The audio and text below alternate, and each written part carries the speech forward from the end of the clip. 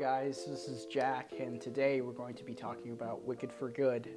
This is the new, big, major musical that is coming out this weekend, and I was blessed enough to check this film out early yesterday at the early access screening, and I kind of want to talk about this film because, of course, it's going to be huge. It's going to break a lot of box office records and audience attendance. So I kind of want to dive deep into this film, but also at the same time, I kind of want to talk a little bit more about why I think this film is an admirable conclusion to the musical, and an emphasis on admirable because if I'm going to be honest, I was kind of let down by this film, and I will explain it in detail while also trying to not to spoil the whole entire thing. And if I do,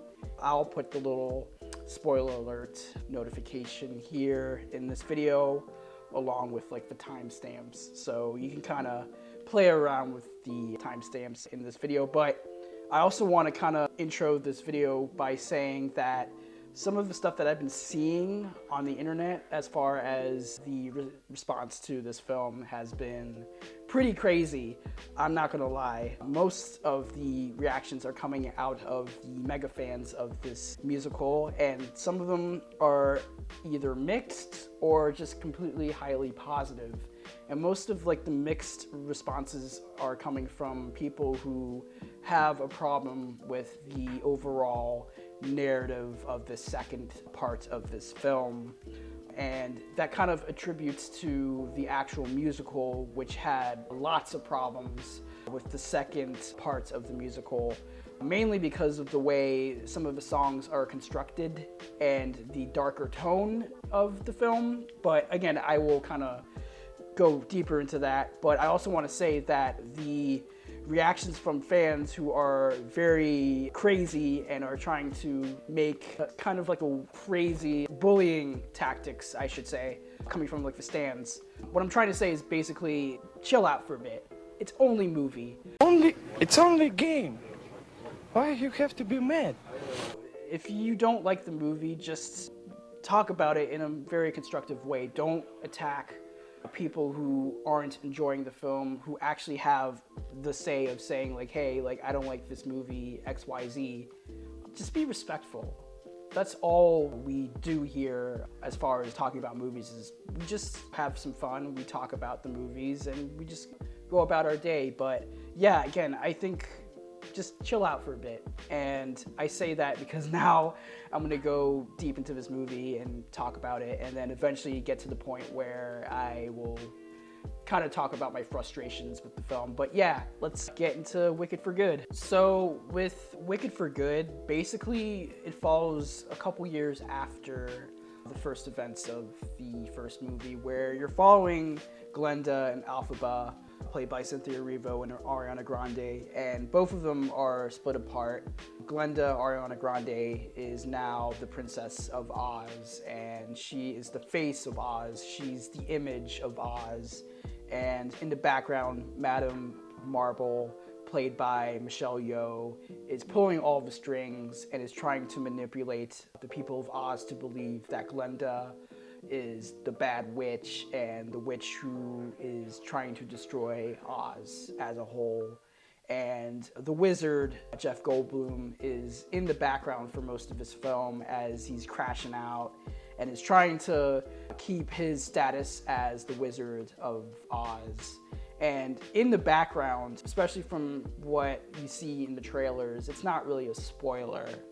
Basically, this entire film eventually constructs itself to the Wizard of Oz story that we know, but it is told in the background instead of the foreground, and you're just following Glenda and Alphaba as they're going through their problems.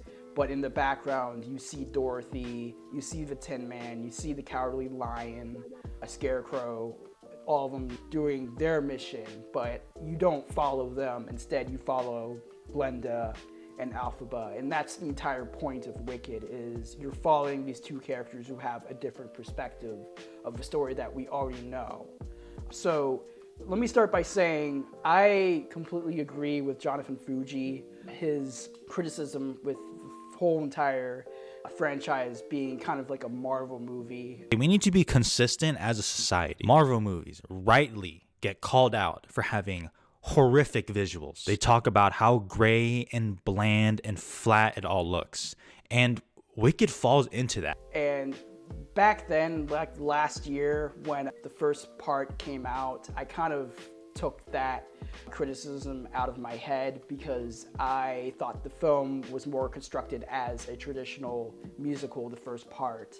But this second part is exactly what Jonathan Fuji said about the first part and the fears that I had coming into this entire franchise, where I was just like, okay, yeah, it's going to be musical, but is it going to be Marvelized? Is it going to be a film where it just has a bunch of like Marvel quips, comedic moments, and then just like unserious dramatics? And the first part of the movie, the first movie, didn't have a lot of that. It was very focused. John M. Chu's direction in that film was actually kind of more lively, despite some of the criticisms that I had with like the color grading and just like the overall length of the film. But even then, he stretched it out very, very far, to the point where you understand the dynamics of all the characters well past the end of the first movie.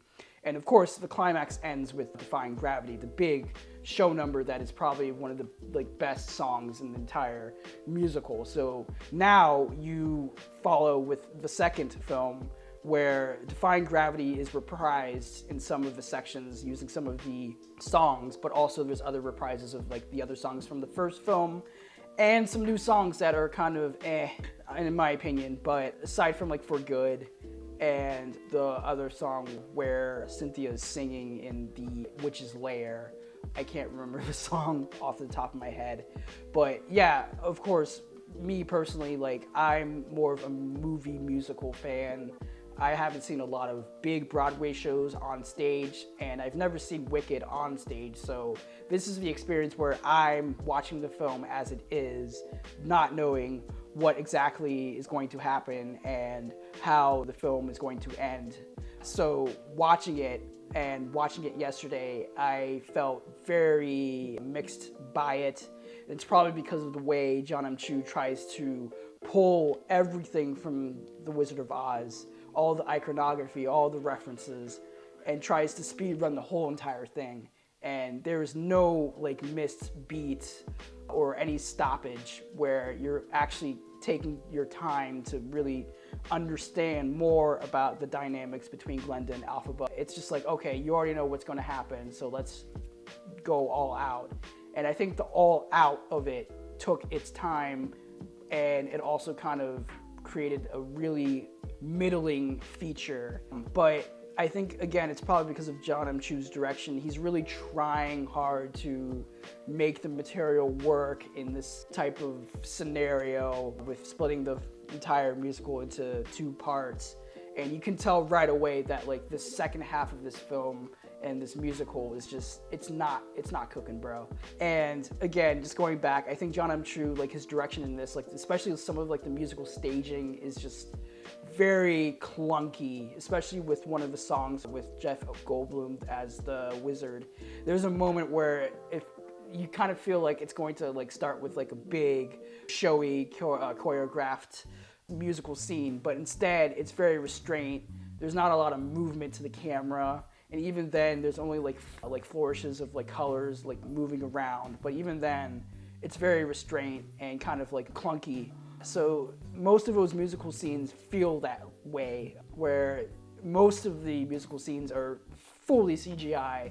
A lot of CGI is not that great. It's very like muddy, especially with the witch's lair with all the flying monkeys. It's very kind of like cartoonish and too CGI to the point where it feels very plasticky, fake.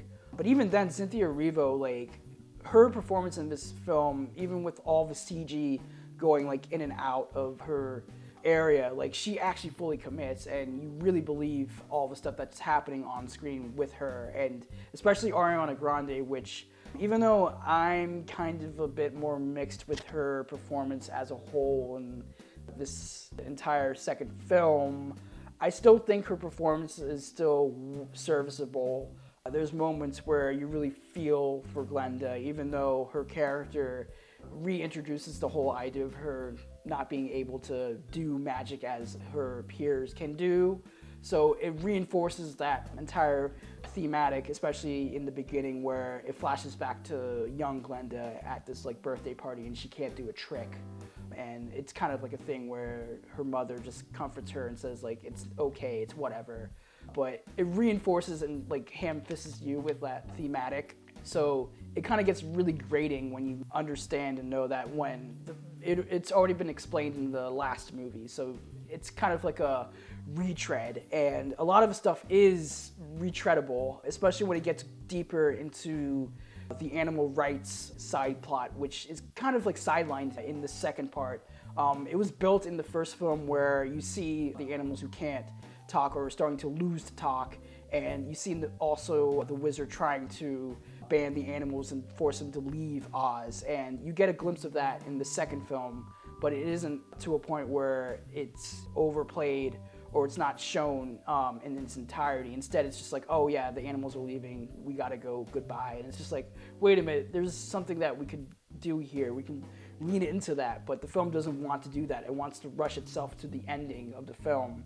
And also, Alphaba's sister, Nessa, who has a big part in this film, her entire storyline in this film is laughable. I'm sorry, like, the way her whole entire like storyline ends is just, it's so laughable and so like unintentionally hilarious to the point where it just breaks the movie for me, like the believability and if what happens to Nessa in the end. But watching that unfold, I was just like, man, it's so bad.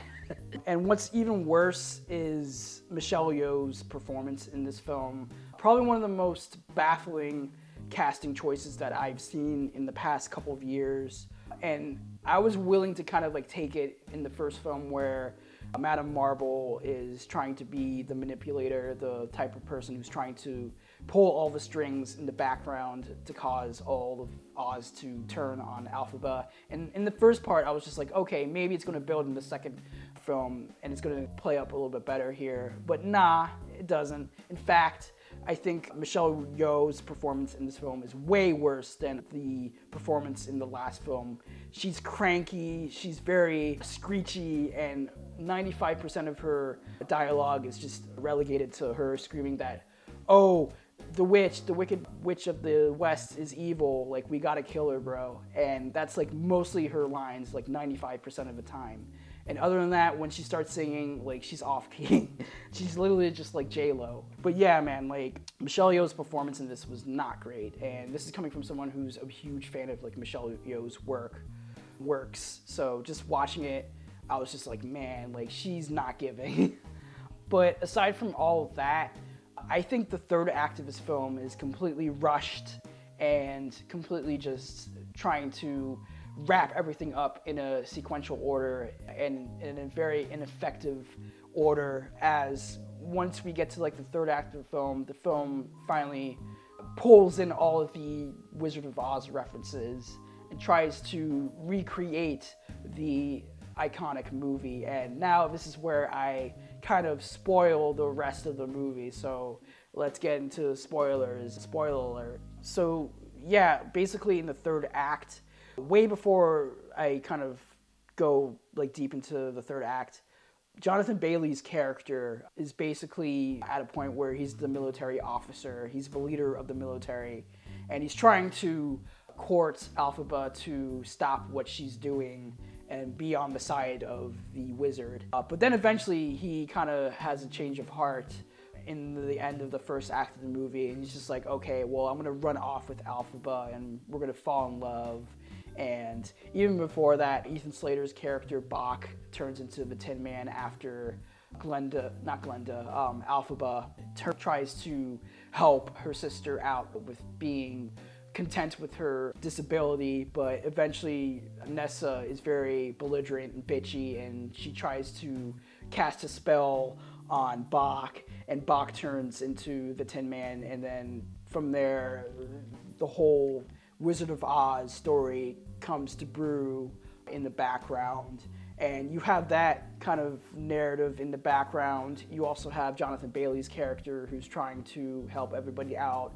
And then you get to the third act where the entire Wizard of Oz story comes to its fruition. Dorothy is on the journey. She's trying to find Elphaba's broom. And then you have the big number scene for good.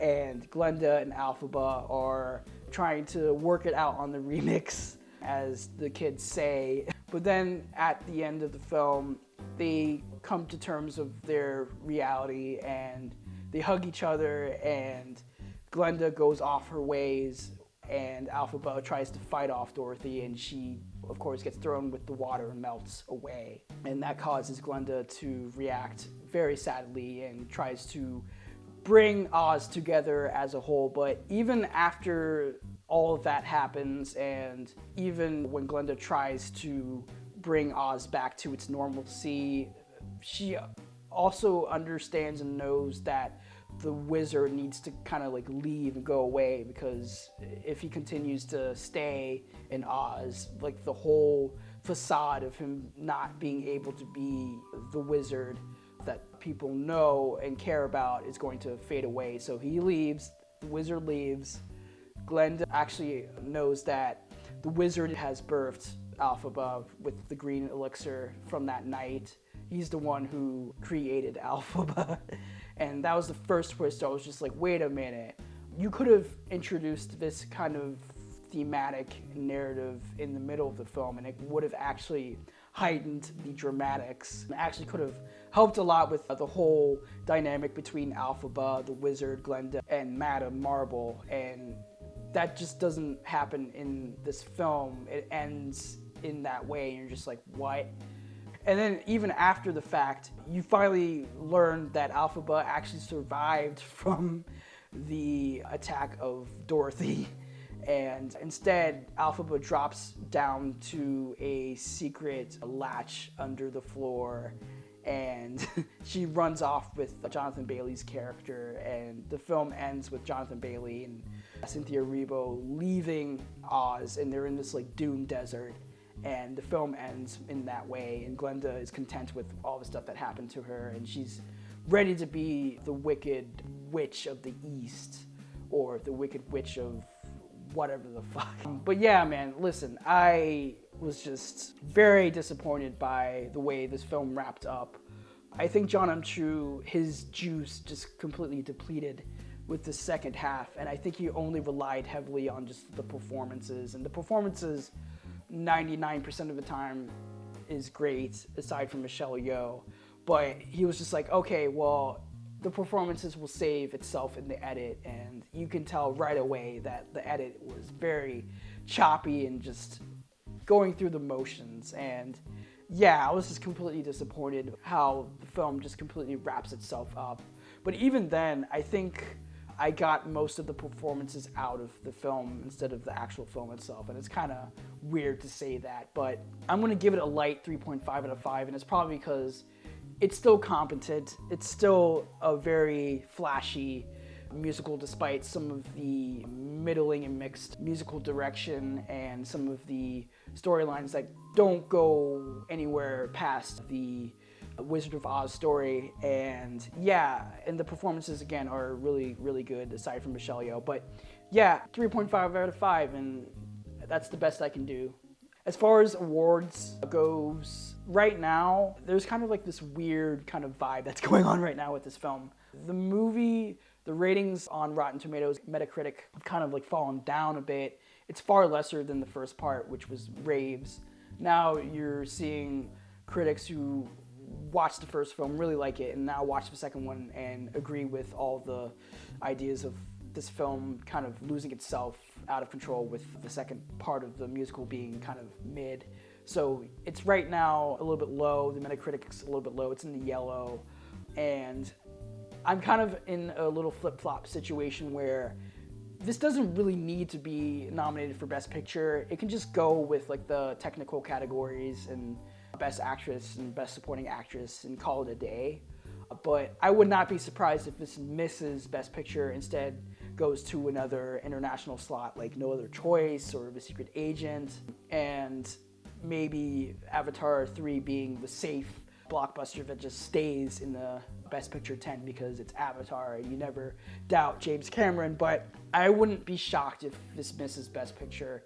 I would be totally shocked if this misses Actress and Best Supporting Actress. I think Ariana Grande right now, she's in a safe spot, safe competitive spot. She can definitely sweep this season, but I'm waiting out to see if Sentimental Value surges even higher with Ellie Fanning winning Supporting Actress because she's also competitive. Inga from that movie is also competitive. And there's other people that are floating around that could be a part of the conversation. But for now, I'm still sticking with Ariana Grande taking the award this season. But stranger things can happen once the Golden Globes start. But yeah, man, that's basically it. I hope you guys enjoy this review for Wicked for Good. Please like, subscribe, share, do whatever you can to make this video feel reachable to the masses. And I will be reviewing more movies, and I will be talking more about like the award season. I think I'm going to do the Golden Globe nominations, my final predictions, because it's getting close to that time. So yeah, thank you guys so much. Peace out.